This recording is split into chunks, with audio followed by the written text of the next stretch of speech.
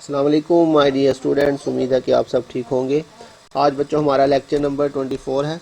आज के लेक्चर के अंदर इंशाल्लाह हम चैप्टर नंबर 9 जो है वो स्टार्ट करने जा रहे हैं। चैप्टर का नाम है फाइनल अकाउंट, जो वेरी वेरी इंपॉर्टेंट चैप्टर है। पेपर में बहुत ज़्यादा चांसेस होते हैं इस चैप्टर में से क्वेश्चन आने के। चैप्टर का नाम है बच्चों फाइनल अकाउंट। आज के लेक्चर में बच्चों हम इस चैप्टर से रिलेटेड कुछ बेसिक कंसेप्ट जो है वो डिस्कस करेंगे इंशाल्लाह। सबसे पहले इसमें आ रहा है जी अकाउंटिंग साइकिल। अकाउंटिंग साइकिल बच्चों क्या होता है? अकाउंटिंग के अंदर बच्चों सबसे पहले हम जो है वो वोचर बनाते हैं। कोई भी हम लेन देन करते हैं, सबसे पहले उसका वोचर बनता है। वोचर बनाने के बाद हम उस ट्रांजैक्शन को जो है वो जर्नल के अंदर रिकॉर्ड करते हैं। जर्नल बनाना आपने सीखा, और जर्नल के बाद बच्चों हम उसको जो है वो पोस्ट करते हैं लेजर के अंदर। फिर लेजर के बाद हम ट्रायल बैलेंस बनाते हैं, और फिर सबसे एंड पे जो है वो फाइनल अकाउंट बनाते हैं। तो ये पिछले सारे काम आप कर चुके हैं, जर्नल भी, लेजर भी, ट्रायल बैलेंस भी। तो इस चैप्टर में हम फाइनल अकाउंट बनाना सीखेंगे। तो ये बच्चों हमारा एक अकाउंटिंग साइकिल होता है, जिसमें हम स्टेप बाय स्टेप जो है वो ट्रांजैक्शन को डिफरेंट जो है वो प्रोसेस से गुजारते हुए फाइनली हम फाइनल अकाउंट में पहुंचते हैं। इसके बाद बच्चों नेक्स्ट हमारे पास है जी डायरेक्ट रेवेन्यू। डायरेक्ट रेवेन्यू क्या होता है? नॉर्मल बिजनेस एक्टिविटी से हमें जो इनकम होती है बच्चों, हम उसको डायरेक्ट रेवेन्यू कहते हैं। नॉर्मल बिजनेस एक्टिविटी क्या होती है? Selling and buying of goods and services, ये हमारी नॉर्मल बिजनेस एक्टिविटी होती है।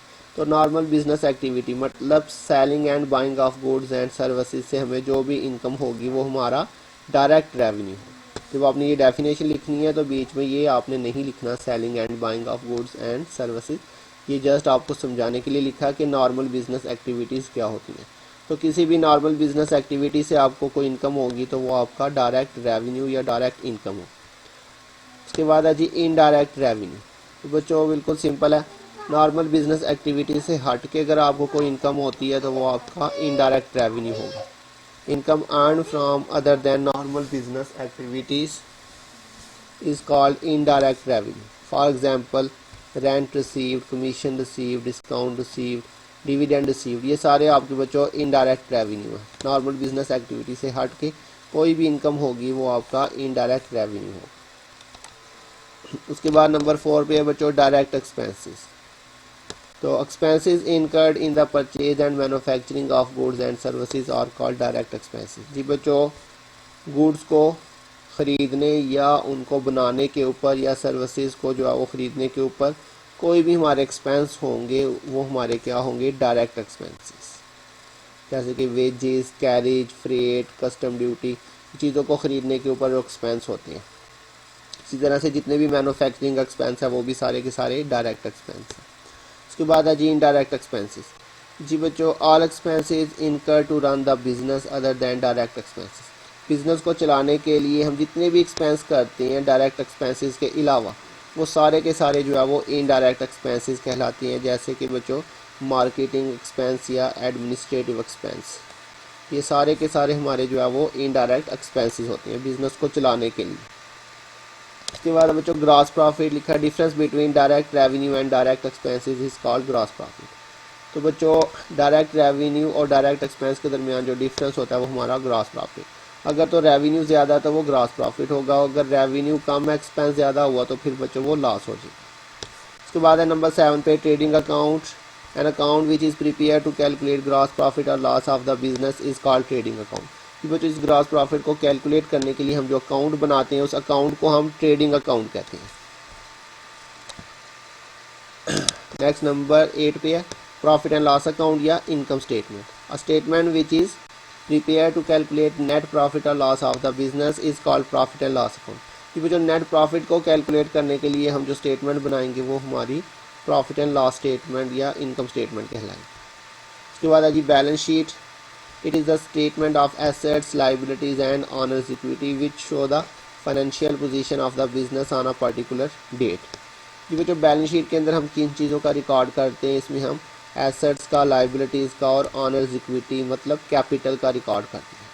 और ये हमें जो है वो फाइनेंशियल पोजीशन ऑफ बिज़नेस के बारे में इंफॉर्मेशन देती है कि बिज़नेस की फाइनेंशियल पोजीशन कैसी है, उसके जो माली हालात है वो कैसी हैं, एसेट्स कितनी हैं, लाइबिलिटीज़ कितनी हैं। फिक्स्ड एसेट बच्चों ये आप लास्ट चैप्टर में भी पढ़ चुके हैं। Assets which have long life and used in business for long period of time such as building, land, machinery etcetera. वो एसेट जो बिज़नेस के अंदर लंबे अरसे के लिए इस्तेमाल होते हैं उनको हम फिक्स्ड एसेट्स कहते हैं। उसके बाद है बच्चों fix liabilities which are repayable after a long period of time such as mortgage loan. ऐसे कर्जे जो हमने एक लंबे अरसे के बाद वापस करने होते हैं, जैसे कि मॉर्टगेज लोन क्या होता है, जैसे आप कोई मकान वगैरह कोई सोना वगैरह गिरवी रखवा के कर्जा लेते हैं, उसको हम मॉर्टगेज लोन कहते हैं। उसके बाद है बच्चों real assets which have some market value are called real assets such as building land machinery. जो ऐसे एसेट जिनकी मार्केट के अंदर कोई वैल्यू होती है, जिनको आप सेल कर सकते हैं मार्केट में जाकर, उनको हम कहते हैं रियल एसेट्स। नंबर 13 है fictitious assets.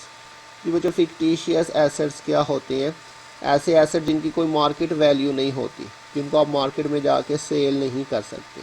For example preliminary expense. जी बच्चों ये असल में एक्सपेंस होते हैं, कुछ ऐसे एक्सपेंस होते हैं जिनका बेनिफिट हमें जो है वो 1 साल से ज़्यादा अरसे के लिए होता है। तो हम क्या करते हैं, हम उन एक्सपेंसेस को बैलेंस शीट के अंदर जो है वो एसेट के तौर पे शो कर देते हैं। असल में वो एसेट होते ही नहीं है, लेकिन चूंकि उनका बेनिफिट 1 साल से ज़्यादा अरसे के लिए होता है, इसलिए हम उनको जो है वो बैलेंस शीट में एसेट के तौर पे शो कर देते हैं। और फिर हम क्या करते हैं, उनको आहिस्ता आहिस्ता हम जो है वो राइट ऑफ करते जाते हैं, उनको एक्सपेंस में कन्वर्ट करते जाते हैं। तो उनका कोई वजूद नहीं होता, उनकी कोई वैल्यू नहीं होती, लेकिन हम बैलेंस शीट के अंदर उनको एसेट के तौर पे शो कर देते हैं, तो उनको हम कहते हैं फिक्टिशियस एसेट्स। उसके बाद है बच्चों टेंजिबल एसेट्स। ये आपने लास्ट चैप्टर के अंदर भी पढ़ा। Assets which have physical existence, ऐसे एसेट जिनका वजूद होता है, and which can be seen touch और फेल्ट, जिनको आप देख सकते हैं, टच कर सकते हैं, महसूस कर सकते हैं। और call tangible assets such as land building machinery, इनका बच्चों वजूद होता है, आप इनको देख भी सकते हैं। उसके बाद है बच्चों intangible assets which have no physical existence and which can not be seen touch और फेल्ट और कॉल्ड इनटेंजिबल एसेट्स। ऐसे एसेट्स जिनका कोई वजूद नहीं होता, जिनको आप जो है वो देख नहीं सकते, उनको आप सिर्फ क्या कर सकते हैं बच्चों, विच can not be seen touch और फेल्ट, जिनको आप देख नहीं सकते, उनको आप सिर्फ जो है ना वो महसूस कर सकते हैं। यहाँ पे assets which have no physical existence and which cannot be seen or touched, इनको आप महसूस कर सकते हैं।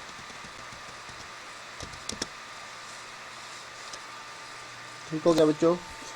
तो assets which have no physical existence and which can not be scene और touch, they can only be felt.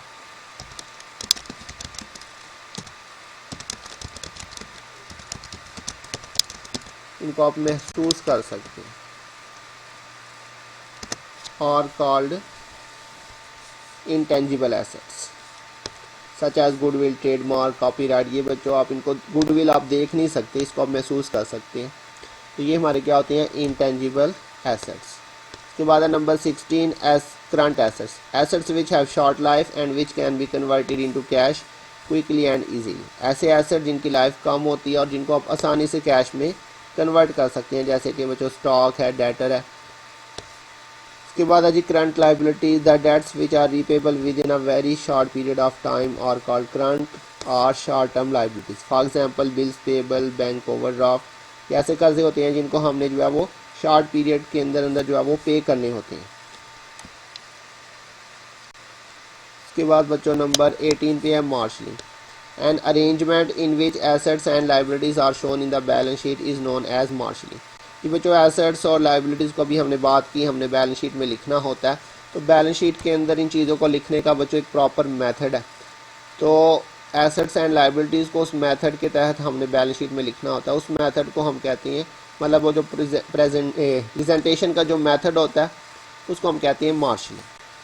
तो बच्चों ये डेफिनेशन थी, इसके साथ साथ जो है आपने ये फॉर्मेट भी याद करना है। ट्रेडिंग अकाउंट, अभी हमने पीछे बात की ट्रेडिंग अकाउंट हम क्यों बनाते हैं बच्चों, ग्रॉस प्रॉफिट या लॉस को कैलकुलेट करने के लिए हम ट्रेडिंग अकाउंट बनाते हैं।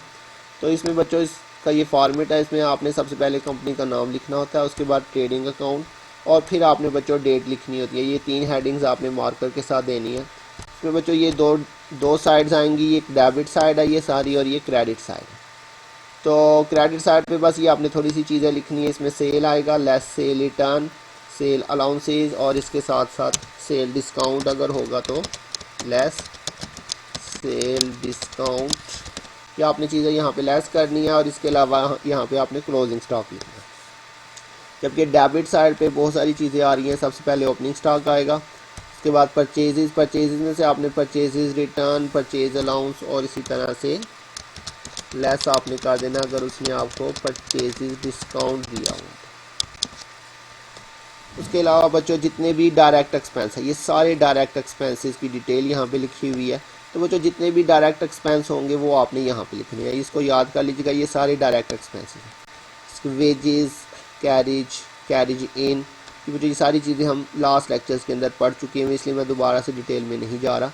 Carriage on purchase, freight, transportation, marine insurance. Marine insurance बच्चों क्या होती है, बाहर के मुल्क से जो हमने चीज़ें मंगवाते हैं तो समुद्री जहाज़ के ज़रिए उसकी हम इंश्योरेंस करवा लेते हैं, उसको हम कहते हैं मैरीन इंश्योरेंस। इसके अलावा custom duty, excise duty, octroi duty, clearing charges, factory expenses, manufacturing expenses, fuel and power, motive power, cool gas, water, duck charges. तो ये बच्चों सारे के सारे जो है ये डायरेक्ट एक्सपेंस है। आपने ये सारे एक्सपेंस जो है वो अच्छी तरह से याद करने, अगर आपको ये फॉर्मेट याद हो जाता है तो इंशाल्लाह ये चैप्टर आपके लिए बहुत आसान होगा। लेकिन जो बच्चे फॉर्मेट को याद नहीं करते उनके लिए बहुत मसला होता है। तो मेन मसला यही बच्चों को होता है कि कौन सी चीज़ हमने कहाँ पे लिखनी है। तो ये बिल्कुल आसान है, अगर आपको ये फॉर्मेट याद हो जाता है तो आपको जो है वो लिखने में बिल्कुल भी कोई मसला नहीं होगा। आपको इजीली पता होगा कि आपने कौन सी चीज़ डेबिट पे लिखनी है और कौन सी चीज़ जो है वो आपने क्रेडिट पे लिखनी है। तो आज के लिए बच्चों इतना ही, जो उम्मीद आपको समझ आ गई होगी। अपना ध्यान रखिएगा, इंशाल्लाह बहुत जल्द मिलेंगे नेक्स्ट लेक्चर के साथ। तब तक के लिए अल्लाह हाफिज़।